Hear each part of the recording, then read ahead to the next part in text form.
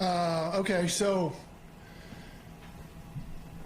incredible effort by our football team. All right.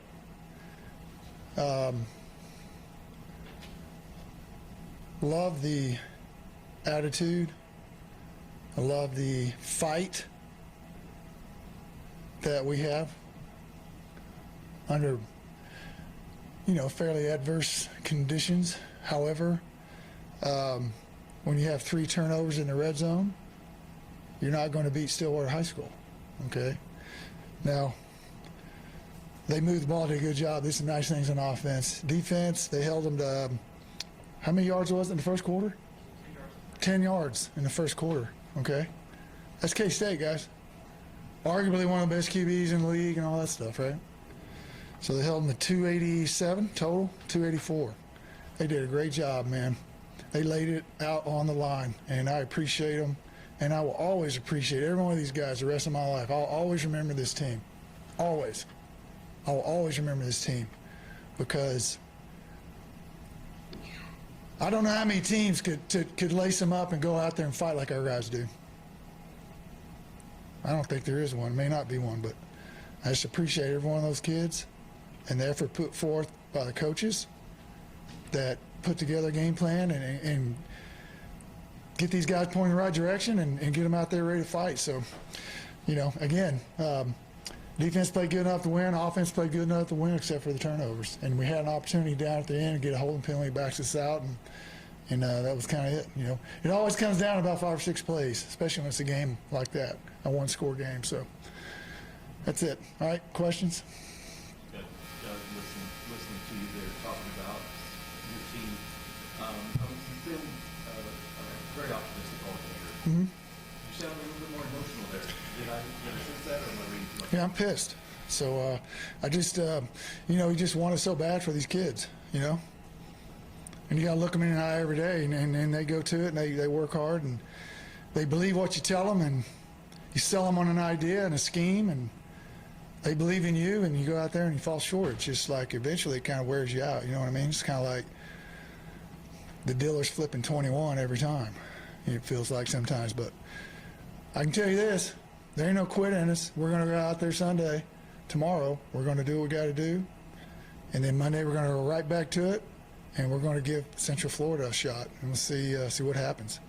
We're pretty close. I mean, we've got to whittle down to the kids out there. The guys on the field, man, it means a lot to them. And I just,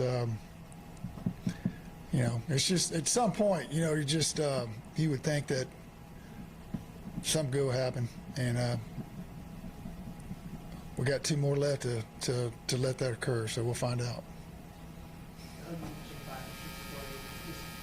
Fourth down stop, the outside call on the next play. How do you run around and Which one are you talking about? fourth down stop, and you guys stop. Oh, yeah, and then there's, it's huge. It's unfortunate, you stop them and everybody's excited, and then they got the ball. Here you go again. It's just, it's like it's a turnover, It's like you just gave them another possession because we should have had it. And it's another opportunity, but guys played hard. We did make some mistakes on both sides of the football. We got caught with 12 on the field, and they scored anyway, so it really didn't make you feel as bad. If they'd have hit it and we had 10, we'd have felt really bad. But I think they had a little snafu there. But, it's pretty raw right now for me. I'm just, we're right there. I just felt like we were going to win it. And again, just mistake here or there, and give him the ball. Like that first one, it just happened to come around from behind, just barely clip his arm and knock the ball out. It's the last thing on earth you'd want to have happen, So, but it happened, and then we just kept fighting back, and then we turned it over again, and we kept fighting back. We were right there at the end to win it, and it just didn't happen. So, how does it make you feel to see Arthur Roberts and former? God, what a guy, right? He'll be the CEO of something one day. You know what I'm saying? Like this guy, he was a walk-on from somewhere in Texas, right? What a baller. When he hits you, he knocks you down. He knocks you backwards and has a great instincts for the ball. And, he had an interception, and he's such a great kid, man. You're not going to find a better kid than that. He's just, it's hard to find things wrong with him. no one thought he could do it, or he wouldn't have walked on. And he thought he could, and he's probably one of the most productive, best guys we got over there. It's hard to do that these days, to walk on and be not just on the team, but be starting and kind of leading the charge, because they're doing some good stuff over there. It's fun to watch a great kid have success like that did it the hard way, Just overall, what would you make of the way this defense played today? I mean, they held K-State to 284. I mean, has anybody done that? Maybe. I don't know. You know what I mean? Like, you hold anybody in this league under 300. That's a major accomplishment. It's hard to do in the Big 12. And they made them punt. I don't know how many times, 6, 7 times. I mean, did a good job. They held them at bay for the most part. They had a couple plays, but just proud of those guys. I mean, you can see in their eyes they want it bad, and they fight their butts off. And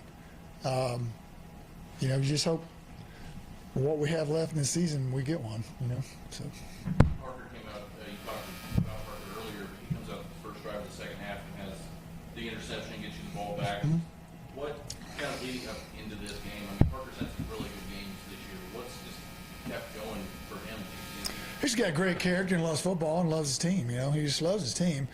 And he's a kid that had to do it the hard way. Nothing was given to him, so he has this opportunity. He takes advantage of it, and he appreciates it, probably more so than some 5-star kid, you know what I mean? So it's good to see a guy like that, because what happens, some of these other guys that may not be all the way in, they go, holy cow, this guy's a walk-on. He is killing it. Why can't, okay, now I'm going to do it. And it just bleeds into the rest of the guys, He leads by play.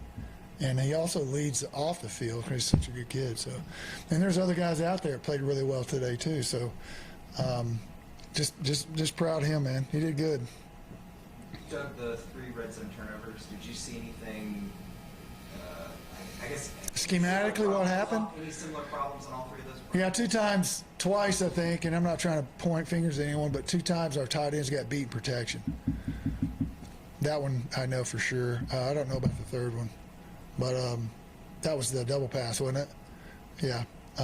Just a kid trying to make a play. There's a guy in his face and just threw it up for grabs. But he, 2 times in protection. It was a max pro scheme, and those guys gave up 2 sacks. I didn't get a chance to ask you earlier this week, but as an alum, what's it like seeing Justin Blackman's name on the ring ballot? Oh, it's awesome. I didn't coach him directly, but me and Gunnar Brewer switched sides, so we coached one side and then swapped to the next. I coached him here and there, and could have used him today, But, the guy won 2 Biletnikoffs, which has only been done one other time. I think Crabtree did it.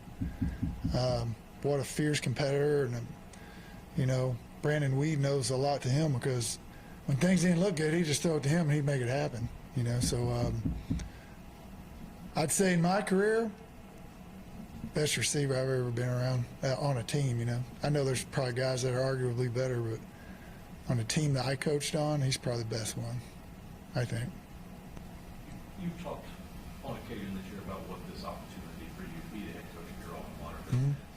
has. The things you were talking about earlier with the fight you're seeing from this team, is that just Yeah, man, there's a lot to be not happy about, but at the end of the day, just the fight and the struggle, and maybe somehow affecting a kid the right way where the rest of his life, this experience may help him get through some times that may not be great, and he ends up reflecting back on this and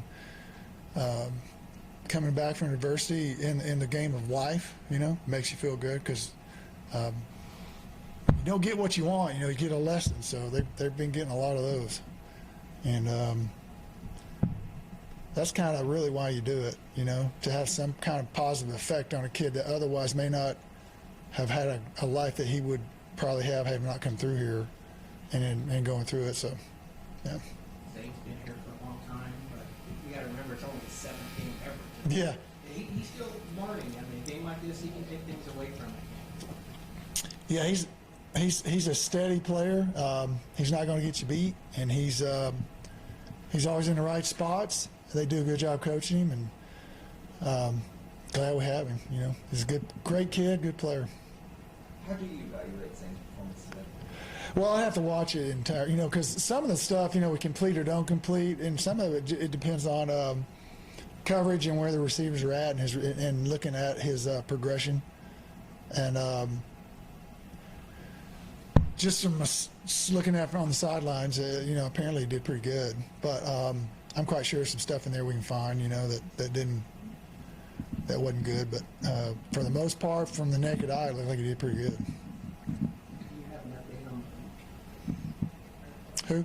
Lee? Oh, no, we'll find out. I think he, obviously, if something that requires intensive care, you don't want to, I think it was more preventative than just being careful than anything, what it felt like. But, he had, he had something you can't just assume he's okay, type thing. But I think it was a little bit more precautionary. Sometimes you see when you have guys in that scary situation, it kind of sucks energy away from the rest of the team because they get worried, it takes them out of the game. How did you feel about the way your defense played after that? Yeah, I don't think they flinched, you know what I mean? I mean, they felt bad for a fallen comrade, but I think at the end of the day, they were so focused, I think they were, I felt like they're all over there hitting a knee and were worried about him. But as soon as they took him away and they just, they went on to the next thing and just kept balling. I don't think it really affected them. Doug, I know you made a personal point of having Calista Bradford and training here today. I know you've spoken about the fans before this year. They're the folks who are calling. Oh, the wave guy? Yeah. He and his sister. That's so important you to have them here. Well, I mean, I tried to get him here the game after they did the thing, and they went to a Formula One race, so they didn't. So we had to work it out on their schedule. But I don't know, to see that in the stands, and I don't know if you guys notice. You watch other games, you see other people. Now it's kind of a national deal, right? I've seen other games where people are doing the stands at their games as well. So, I mean, I thought some frat kid, and it's a 30-something-year-old. And hats off to him. He's not like the most physically fit looking dude I ever seen, so hats off to him. But no, I just appreciate his enthusiasm. I want to reward him for, getting the fans into it. And you look up there today, they're still up there getting after, This is pretty cool. Anything else? Thanks, guys. All right, man.